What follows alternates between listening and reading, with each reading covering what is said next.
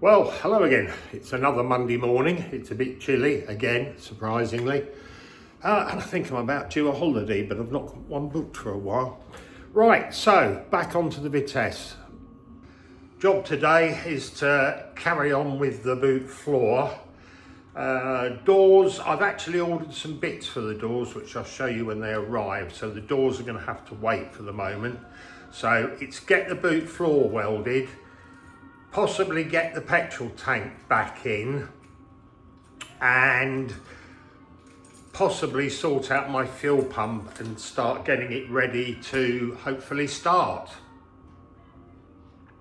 Paintwork I'm going to leave as long as possible before I start polishing it, to give it plenty of time to harden, as it's not in a booth. It does take a good couple of weeks to fully harden, so I'll wait and I'll do the polishing as one of the last jobs before I put the chrome trims and stuff on.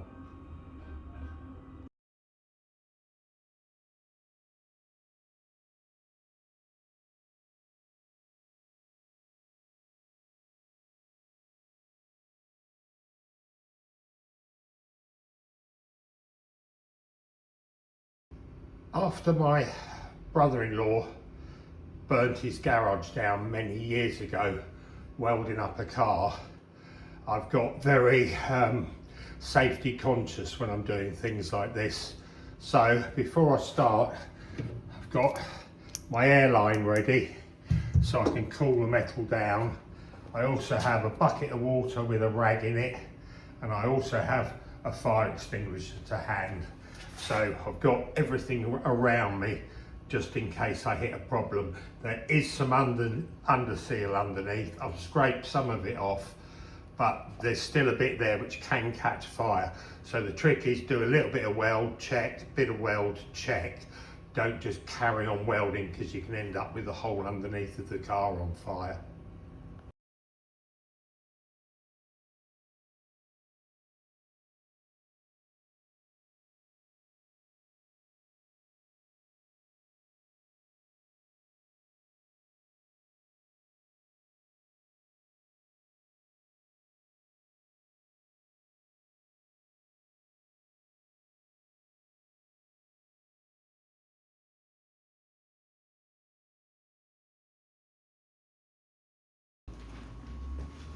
Okay, first skin's welded in, and I've made the second skin, which has got to have this rib in it, which was pretty hard to beat in, but that's done. So now just need to weld around here, knock it down and shape it as I go, and that's both skins back in, and the bolts in there to give me the right place, make sure I can get it in afterwards.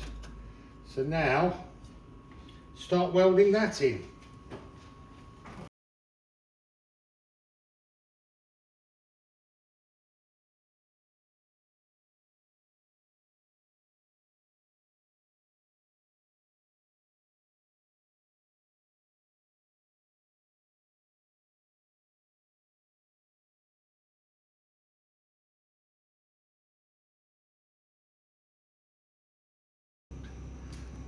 Well, my suggestion is don't come to me for welding lessons.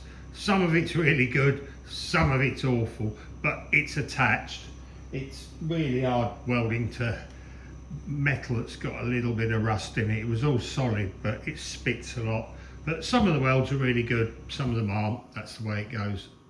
Giving it a bit of black bodyguard, and I'm going to go and have some lunch now while that dries off.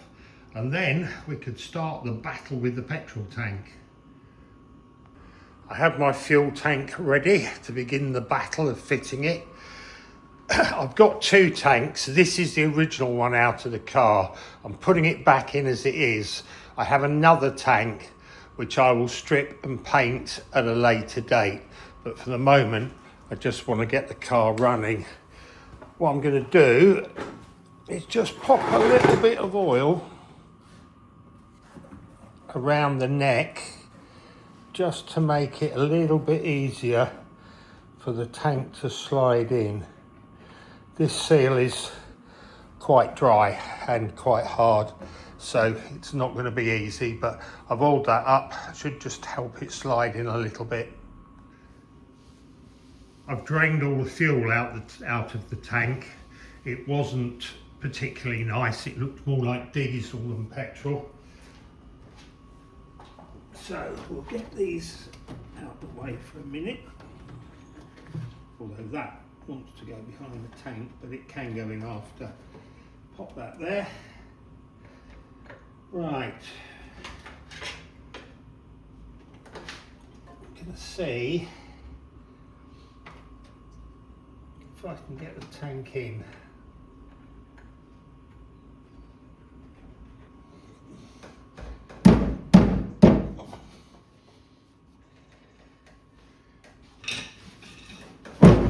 I think that's it.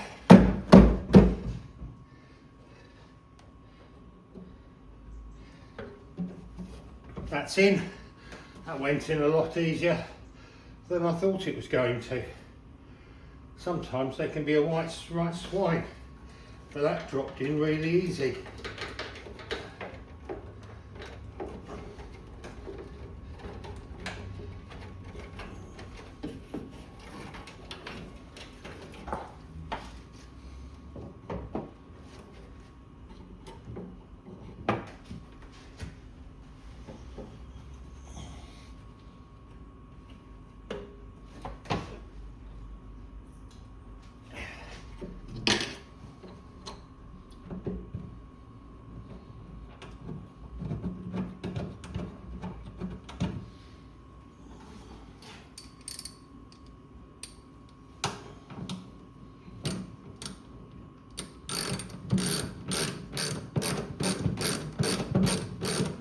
Well, that's the petrol tank back on, and unbelievably it's still got the wire retainer for the cap in it. Don't think I've seen one with that for years. So I can pop the cap back on. Now all I've got to do is put the rest of the bolts in the tank and put the retainer back on, which I have here. And you can't put it on without the tank in place because it just bends the bracket. So that needs to go on there, and then I can put the bracket on the boot. So I'll put that in now. Well, not a massive amount done today. I've got the petrol tank in, which can be the awkward bit. I've got the back panel all built up fully now. It's got its number plate, silver panel badge. Yeah, it's looking okay. It's getting there. And the retainer's on the boot, so it opens and shuts okay, doesn't keep falling on my head. Not much else to report really. So front end's done, back end's done. It's just the middle and the interior now. But I think we'll move on to the new fuel pump next and possibly try and get it started. It's been a long time since it started. Right, it's now Wednesday. I didn't get anything done yesterday because a pipe in my kitchen decided to spring a leak, and then apart from half flood the kitchen, sort out all the electrics in the kitchen. So I spent the whole day sorting the leak, drying the kitchen out and sorting out the electrics, which still aren't quite finished, but most of it's working. Anyway, had a little delivery this morning, so I want to show you what I've got. Now, this is my little package that's just arrived, and it is, don't know if any of you have ever used this stuff or not, but it's quite difficult to get out the plastic packet it comes in. This is Dodo mat. Now this stuff is a soundproof or an insulation pad. Now let's get it out of here and we'll show you. This is heavy. It does add a bit of weight to your car, but it's worth it. So if you've not used it before, it's a butyl mat that sticks directly to the bodywork. and it looks like this. Now it's a butyl mat, it's not particularly thick, it's only a couple of mil thick, but it's self-adhesive. You stick it onto all the flat panels inside the doors. I put it inside the back wings, basically anywhere you can put it, and it cuts down the noise, it cuts vibration, it makes the doors feel more solid when you shut them. It just basically transforms the whole car. Instead of that hair bags that you got with the car originally, you can put those back in as well, but this stuff really does cut down the noise and the vibration on the panels. Makes a massive difference. You can put it on the floor pans, up behind the dashboard if you can get there, anywhere where there's noise and possible vibration, and it'll cut it down for you. A few sheets in here, I think there's 20 odd sheets or more in here. Plenty to do, all the areas you want to do. If you've not seen it, it's called Dodo Mat. You can get it off Amazon, or you can get it direct from the manufacturer or whatever. It's about £37–38 for a box, but it's worth the money. You'll find it makes a fantastic difference to how the car feels.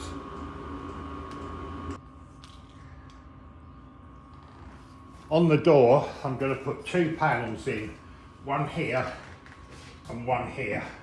So this is a new door skin, so it doesn't have any of the factory stuff in it. So I'm going to drop it in the top, pop it down. It's a little bit awkward here because you haven't got much room to move, but put it in the door first and then peel the paper backing off it. Position it where you want it to go, and I'm going just up there,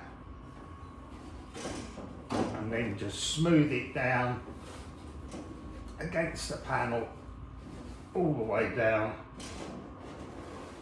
and that's it, fitted. That's all it takes. Just make sure you've got all the edges pushed down. Because it's not very thick, it doesn't get in the way of anything inside the door. So it's best to drop it in first and then peel the paper off it so you don't catch it on the way in. So get all the paper off, get it up where you want it to be. This way I'm going about halfway along the door. You can actually put 3 panels in here if you want to, but I find 2 is enough. So get it on. Just press it firmly onto the door panel. That's all there is to it. And that will quite noticeably cut down the noise and vibration. You've just got room putting one behind the petrol tank, but now it's in. I shall wait until I take the tank out and put the new painted one in, and when I do that I'll kick one sheet so that I've got one to put behind there. So same on the passenger door. This one's actually got the old factory, it's got like a sort of spray on sealer there, but this will go over the top of it.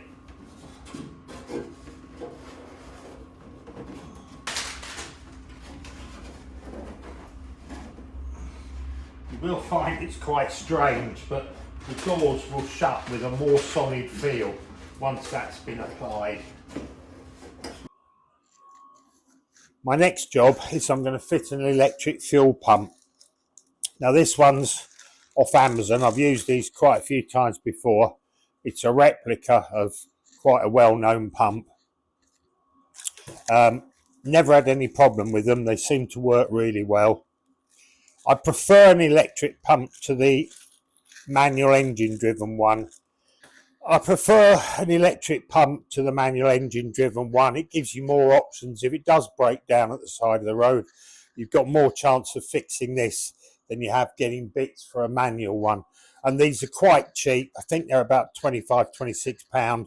You can pretty much afford to keep a spare one with you, and it's a fairly simple swap over job if you need to do it. I've cut the plug off that it comes with because they don't give you the other half of the plug.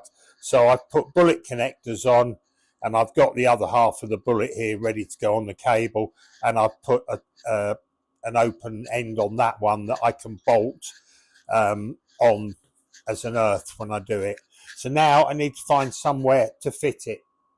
Now the following Monday, I had some stuff come up last week that stopped me doing anything on the car, but I'm back on it again now.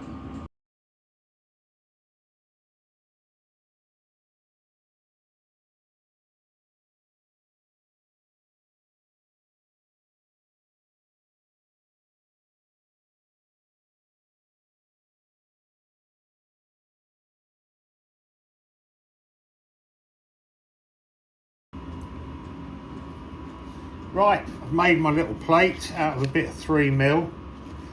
Now I've given it a coat of paint. Now I'm just going to do is cut a gasket out for it. In fact, just go around it with the blade.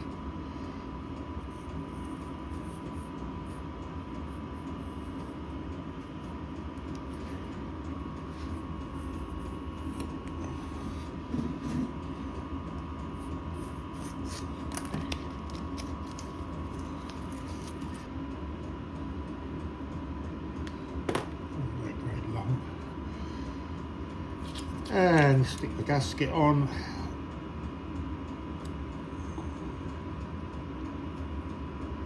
And then do the same on the other side.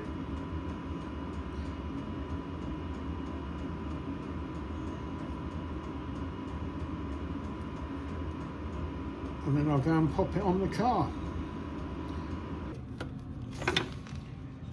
Put the 2 original nuts back on. They could do with some lock washers, to be honest. I'll have a look, see if I can find a couple of lock washers to go on it. Right, found a couple of lock washers. I'm sure they should have lock washers on them as standard, but there weren't any on the pump, and it was literally hanging on finger tight. I don't know what, someone's had it off before and not put it back on properly. So we'll nip these up. And then we have a plate, hopefully, that blanks it off and keeps it from leaking.